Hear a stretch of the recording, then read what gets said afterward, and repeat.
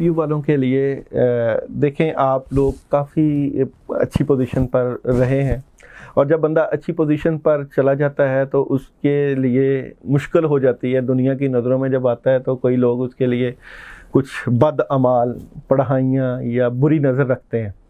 تو یہ جو بری نظر ہے یہ جو آپ کے اوپر لگ چکی تھی یا لگ رہی ہے، یہ ختم ہوتی ہوئی نظر آ رہی ہے۔ یہ اس انداز سے نظر آ رہی ہے کہ آپ کو خوشیاں ملنے والی ہیں۔ یہ خوشیاں آپ کی جو ہے وہ ازدواجی زندگی میں، آپ کی محبت کی زندگی میں، آپ کی خیر و برکت والی زندگی میں، اور تمام معاملات میں یہ خوشیاں ملتی ہوئی نظر آئی۔ یہ خوشیاں جو ہیں اس میں کسی عورت کا ہاتھ نظر آتا ہے۔ یہ والدہ کی طرف سے ہو سکتی ہیں، کسی آپ کی شریک حیات کی طرف سے ہو سکتی ہیں، یہ کوئی آپ کے جن سے آپ محبت کرتے ہیں اس کی طرف سے ہو سکتی ہیں۔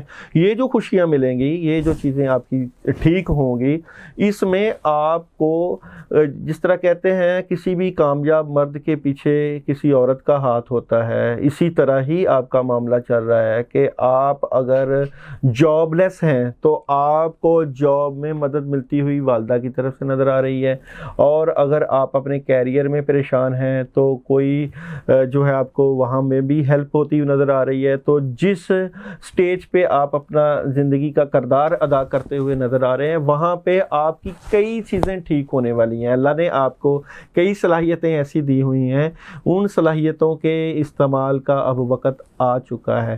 ان صلاحیتوں کو آپ اپنے کیریئر میں لگائیں، ان صلاحیتوں کو آپ اپنی جاب میں لگائیں، ان صلاحیتوں کو آپ زیادہ سے زیادہ پیسہ کمانے پہ لگائیں، اور جو آپ عہدہ چاہتے تھے یا جو چیزیں آپ چاہتے تھے ان کے حصول کا وقت آ چکا ہے۔ اب چیزیں سلیکٹ ہوں گی، اب کئی چیزیں جو بکھری ہوئی ہیں وہ سمٹیں گی، اور زندگی کی جو نئی شروعات ہیں ان کی طرف آپ گامزن ہو جائیں گے۔ اور اگر آپ نے کام کا سٹارٹ کیا تھا اور وہاں پہ آپ کو پرابلمز تھیں تو اب ان پرابلمز کے ختم ہونے کا وقت آ چکا ہے۔ اگر آپ نے کہیں جاب سٹارٹ کی تھی اور وہاں پہ آپ کے جو ارد گرد کے اور حلقہ احباب کے لوگ اگر آپ کو تنگ کر رہے تھے، اب وہ جو لوگ جو آپ کی زندگی میں ڈسٹربنس پیدا کرتے تھے، اب ان کے جانے کا وقت ہے اور آپ کے منوانے کا وقت ہے۔ اب آپ کو اپنی صلاحیتوں کو منوانا پڑے گا، ان صلاحیتوں کے ساتھ آپ کو زندگی کی نئی شروعات کرنا پڑیں گی، نئے آغاز کرنا پڑیں گے۔ یہ جو نئے آغاز ہیں یہ آپ کی فائنینشیل پوزیشن کو مضبوط کر دیں گے۔ یہ جو حالات ہیں یہ آپ کے گھریلو حالات کو ٹھیک کر دیں گے۔